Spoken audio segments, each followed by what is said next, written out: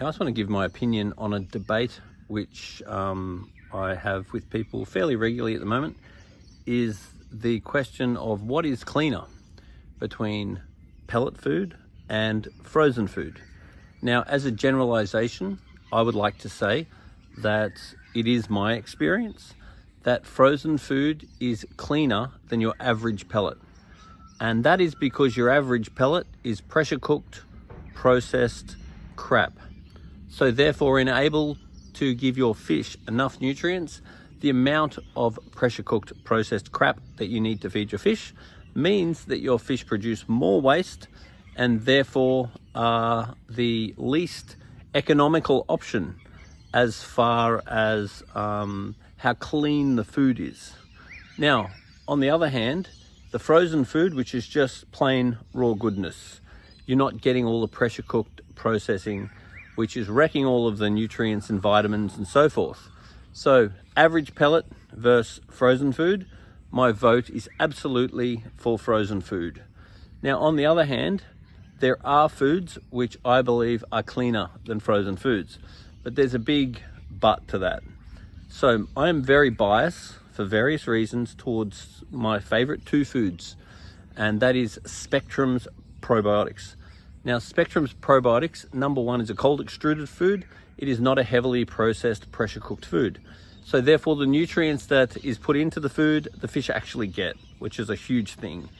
And the other thing is that the food is set at an absorption rate. So Paul Talbot has done a huge amount of research into what he puts into the fish and then tests what comes out of the fish to make sure that all the ratios of nutrients are set. And he has released some really interesting information, particularly on how fish process food versus what the fish actually consume. And what he basically found is that all fish actually absorb the same ratio of nutrients, roughly. So therefore, you can feed the same food to a predator as to a herbivore, and you get the same unbelievable results.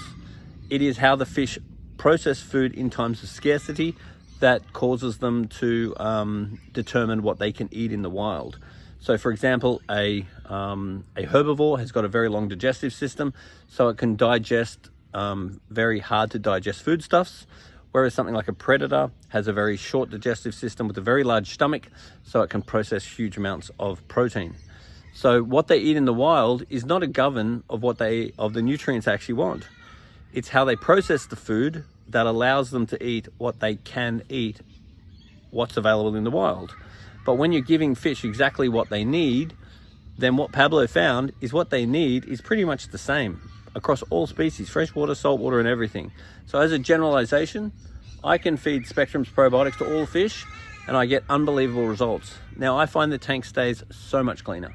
For example, if I have a doctor or a dentist that I service the tank once a month, and then I get them onto Spectrum's probiotics, then when I do a gravel clean, the bucket is disgusting. When I open up the filter, it is literally disgusting.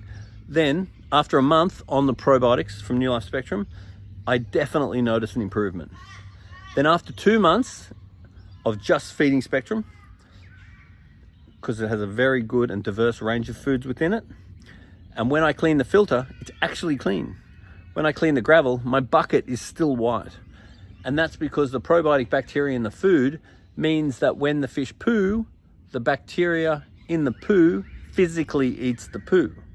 So I find that Spectrum's probiotic is the cleanest food. And then my other bias favorite is Danichi Color. And I will mix Danichi Color in with, I will feed the fish mainly Spectrum probiotics. And then at least once a week, I'll give them some Spectrum Color, some Danichi Color. Danichi Color is a holistic styled, slow cooked food. So once again, you're actually getting the nutrients that are in it. And I find that the Danichi Color gives the beautiful fins, the luster, the color, and all the rest of it. So I'm really biased towards those foods. And as far as when you feed these super high quality foods, they are super high in actual nutrients because it's not all pressure cooked and processed.